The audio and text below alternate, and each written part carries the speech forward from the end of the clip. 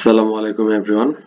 খাদ্য অধিদপ্তর নিয়োগ প্রস্তুতির আজকে 10 নম্বর লেকচার। এটি শুধু খাদ্য অধিদপ্তর প্রস্তুতি নয়, সামনে রুয়েট নিয়োগ সার্কুলার একটি এসেছে, সেখানেও লিখিত পরীক্ষা অনুষ্ঠিত হবে এবং দিনাজপুর সিভিল সার্জন, অফিস সহকারী বিভিন্ন প্রতিষ্ঠানের জন্য এটি আমাদের আয়োজন। তো সাম্প্রতিক খুবই গুরুত্বপূর্ণ প্রশ্নগুলো এখানে আলোচনা করা হয়। আর আপাতত আমাদের এই ক্লাসটি ফ্রি চলছে।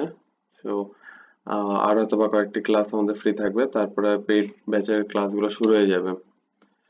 তো এই সাম্প্রতিক প্রশ্নগুলো আপনাদের বিসিএস সহ বিভিন্ন চাকরি পরীক্ষায় সাধারণ জ্ঞান আসে থাকে, বিশ্ববিদ্যালয় ভর্তি, নার্সিং ভর্তি, বিভিন্ন চাকরি পরীক্ষায় আমাদের এই প্রশ্নগুলো এসে থাকে। তো আমরা সেই প্রশ্নগুলো বিভিন্ন পত্রিকার মাধ্যম থেকে তথ্য সংরক্ষণ করে আপনাদের কাছে উপস্থাপন করি।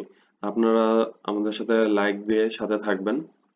আপনারা জানেন যে সম্প্রতি আমাদের যে প্রধান উপদেষ্টা ডক্টর মোহাম্মদ ইউনূস, তিনি মালয়েশিয়া সফরে গেছেন। সেখানে তিনি মালয়েশিয়ার প্রধানমন্ত্রীর সাথে সাক্ষাৎ করেন এবং সেখানে মালয়েশিয়ার একটি ইউনিভার্সিটি, কেবাংসাং ইউনিভার্সিটি, সেখান থেকে তিনি সম্মানসূচক ডক্টরেট ডিগ্রি লাভ করেন। এবং আপনাদেরকে আরো পাশাপাশি জানায় রাখা দরকার যে সেখানে 5টি সমঝোতা স্মারক চুক্তি হয় মালয়েশিয়ার সাথে আমাদের, এবং কয়টি মুদ্রা বিনিময় চুক্তি স্বাক্ষর হয় এটা আপনাদেরকে জানতে হবে। যারা যারা জানেন কমেন্ট বক্সে দ্রুত জানান। আর বলে দেই, 5টি সমঝোতা স্মারক এবং 3টি মুদ্রা বিনিময় চুক্তি স্বাক্ষর হয় মালয়েশিয়ার সাথে বাংলাদেশের। তারপরে যাওয়া যাক জিআই পণ্য। জিআই পণ্য থেকে প্রতি বছর গুরুত্বপূর্ণ প্রশ্ন আমাদের চাকরি পরীক্ষায় আসেই থাকে। জিআই পণ্য একটা, যেমন গতবার আসছিল যে প্রথম জিআই পণ্য কোনটি এবং ভৌগোলিকভাবে সর্বশেষ জিআই পণ্য কোনটি, এটি প্রশ্ন আসে থাকে। আপনাদেরকে জানতে হবে যে জিআই পণ্য কি, জিআই পণ্যের জিআই এর ফুল ফর্মটাও পরীক্ষায় আসে থাকে। তো জিআই পণ্য প্যাটেন্টভুক্ত আছে 61টি, জিআই সনদ লাভ করে 60টি, সর্বশেষ ফরিদপুরের পাট। তারপরে সুন্দরবনের মধু আছে, বেদনা লিচু আছে, রাজশাহীর এর আম আছে, বিভিন্ন চাঁপাইনবাবগঞ্জেরও আছে। সো আপনাদেরকে এগুলো সব মুখস্থ রাখতে হবে, সব মুখস্থ রাখতে হবে, ওভারঅল একটা ধারণা রাখেন, তাহলেই হবে। তারপর আসি বাংলাদেশের রংপুর, দিনাজপুরে কোন ধরনের সমভূমি দেখা যায়? এটা হবে পাদদেশীয় পলল। বাংলাদেশের সিলেট, চট্টগ্রামে কোন ধরনের বৃষ্টিপাত দেখা যায়? এটা হচ্ছে শৈলতক্ষেপ। আর আরেকটা প্রশ্ন আসে থাকে যে বাংলাদেশের কোন জেলায় আকস্মিক বন্যা দেখা দেয়? সেটা হবে উত্তর পূর্ব, অথবা বলা থাকে উত্তর পূর্বে কোন বন্যা দেখা দেয়, তখন উত্তর হবে আকস্মিক বন্যা। এটা খুবই গুরুত্বপূর্ণ, আপনাদের মনে রাখতে পারে। এখানে বৃষ্টিপাত বলছে, বন্যা বলেনি। আপনাদেরকে এটা লক্ষ্য রাখতে হবে, বন্যা বলছে না বৃষ্টিপাত বলছে। তারপরে বলছে কোন বায়ু প্রবাহিত এলাকায় সমুদ্র স্রোতের বায়ু প্রবাহের সাথে মিল রেখে পশ্চিম থেকে পূর্ব দিকে ধাবিত হয়? এটা হবে প্রত্যয়ন বায়ু, পশ্চিম থেকে পূর্ব দিকে। তারপরে আসে বাংলাদেশে কোন ধরনের বায়োম দেখা যায়? এটা হবে স্থলজ বায়োম। আপনাদের বেশ কিছু বায়োম আছে, এগুলা সম্পর্কে ধারণা রাখতে হবে। তুন্দ্রা বায়োম, আরো অনেক বায়োম আছে।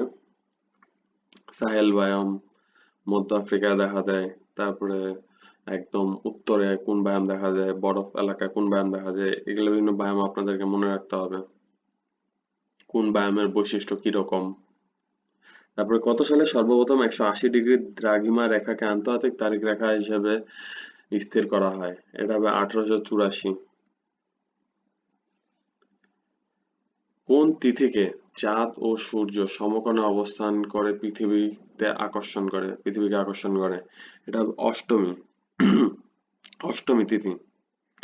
জাতীয় দুর্যোগ মোকাবেলা দিবস কবে পালিত হয়? আপনারা জানেন যে জাতীয় দুর্যোগ, দুর্যোগ মোকাবেলা, জলবায়ু পরিবর্তন, এগুলো থেকে প্রতি বছর আমাদের প্রশ্ন আসেই থাকে, কারণ বাংলাদেশ ভৌগোলিকভাবে খুবই বিপজ্জনক একটা অবস্থানে আছে। তো দুর্যোগ মোকাবেলা থেকে প্রশ্ন আসবেই এবং এটা বাংলাদেশের খুবই একটা গুরুত্বপূর্ণ টপিক। এখান থেকে লিখিত প্রশ্ন হয়ে থাকে। তো আপনাদেরকে বিষয়গুলো এমন ভাবে পড়তে হবে যেন লিখিত অংশ আপনাদের কাভার দিয়ে হয়ে যায়। তো লিখিত অংশ কভার দিতে গেলে এই সমস্ত বিষয়গুলো আপনাকে দেখে নোট করে রাখতে হবে আপনাদেরকে, যেন ওইটা একবার পড়লেই আপনি জলবায়ু যত সমস্যা, দুর্যোগের যত সমস্যা সেটা আপনি মনে রাখতে পারেন। এগুলো খুব সুন্দর করে আমাদের নোট প্রদান করা হবে, ওখানেও আপনারা দেখতে পারবেন। এছাড়া আপনারা বিভিন্ন জায়গা থেকে তথ্য সংরক্ষণ করতে পারেন।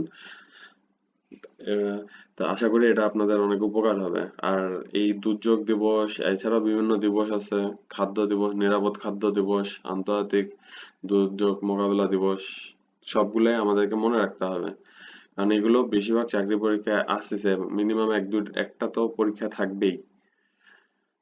তারপরে যাওয়া যাক। আর এখন পৃথিবীর সাথে কোনটির আকর্ষণ সবচেয়ে বেশি? এখানে অপশন কিছু দেওয়া ছিল, শুক্র, শনি, আর মঙ্গল এবং চাঁদ। তো এখানকার উত্তরটি হবে চাঁদ। এই যে দেখেন, আপনাকে বলা হলো যে বাংলাদেশের দুর্যোগ একটা খুবই মারাত্মক আকার ধারণ করছে। এই যে বজ্রপাতকে বাংলাদেশের কততম দুর্যোগ হিসেবে ঘোষণা করা হয়েছে? 13তম। এগুলো আপনাদেরকে নোট করে রাখতে হবে। বাংলাদেশে বার্ষিক গড় বৃষ্টিপাতের পরিমাণ কত সেন্টিমিটার?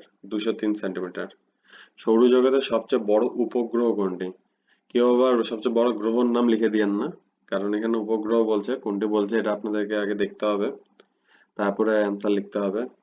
আর যেহেতু প্রিলি পরীক্ষা হবে সেখানেও এটা খুবই গুরুত্বপূর্ণ, সৌরজগৎ থেকে একটা প্রশ্ন এসে থাকে।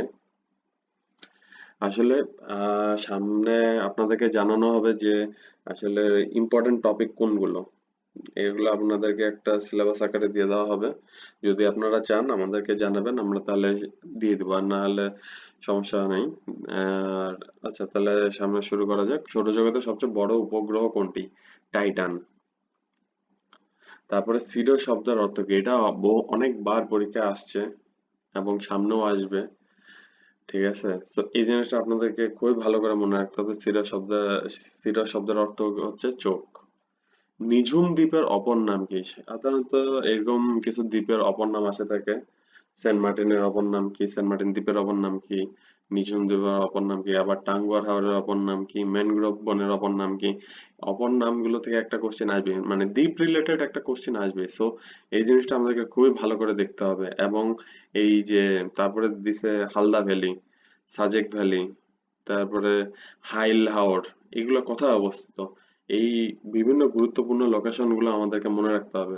এগুলো আসলে নোট করা ছাড়া বিকল্প নাই, আমাদেরকে নোট করে করে এগুলো মনে রাখতে হবে। আর আসলে আমরা এইভাবে করে আপনাদেরকে একটা সিলেবাস দিয়ে দেবো যেগুলো খুবই গুরুত্বপূর্ণ, যেগুলো না দেখলে একদমই হবে না।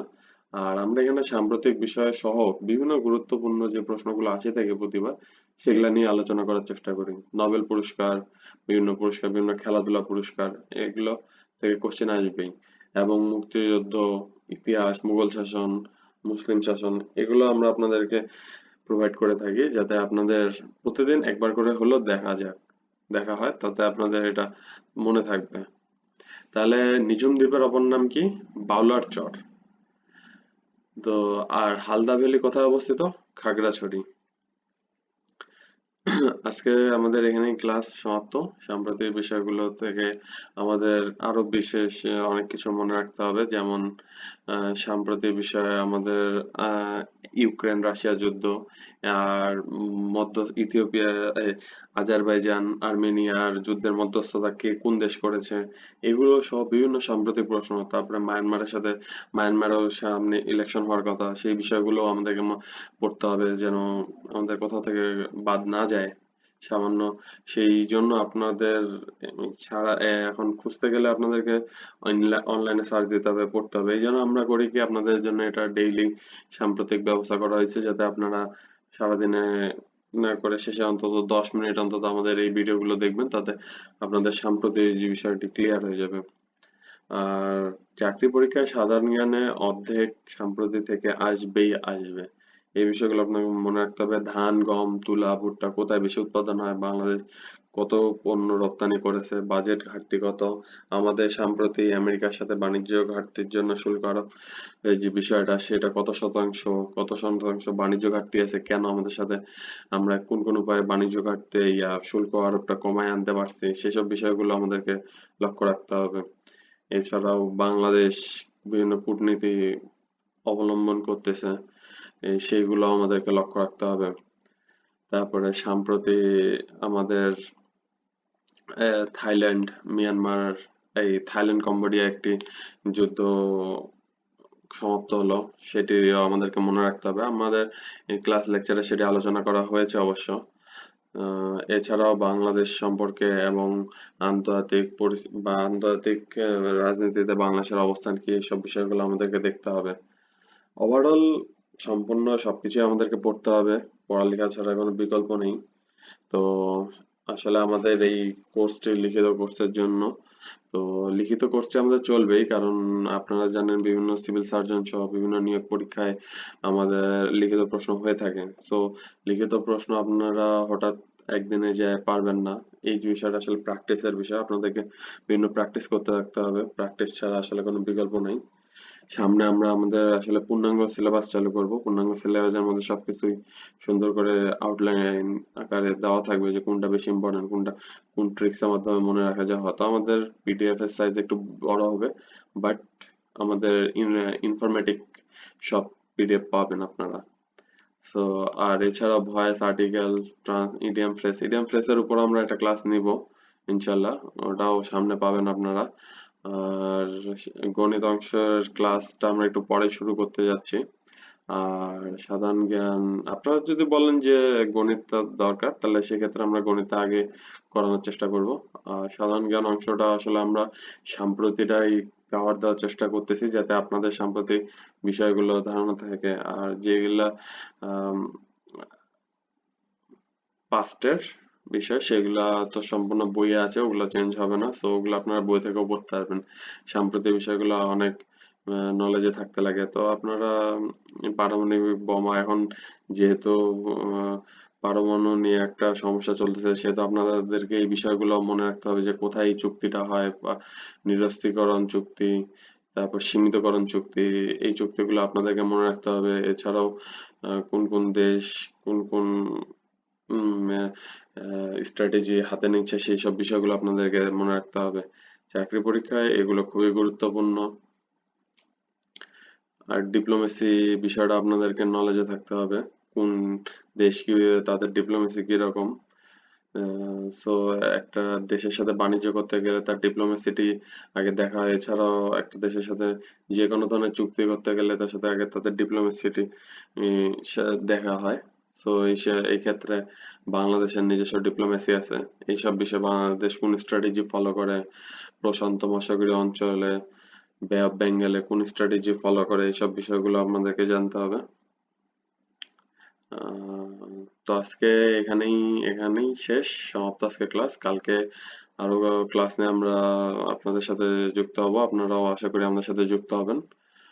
আর আমাদের ফেসবুক পেজে আছে, ফেসবুক পেজে আপনারা যারা উম, এখনো জয়েন হননি, আমাদের Facebook page sky coaching centre, ওখানে আপনারা দ্রুত জয়েন হয়ে যাবেন।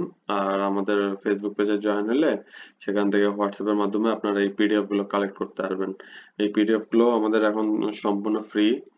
সো আপনারা জাস্ট ফোন নাম্বার দিলেই ইনবক্সে আমরা আপনাদেরকে হোয়াটসঅ্যাপ গ্রুপে অ্যাড করে দেবো, ওখানে আপনারা সব ধরনের পিডিএফ, সব ধরনের কথাবার্তা বলতে পারবেন, ডিসকাশন গ্রুপ থাকবে। তো ঠিক আছে, আজকে এখানেই। ভালো থাকবেন সবাই। খোদা হাফেজ।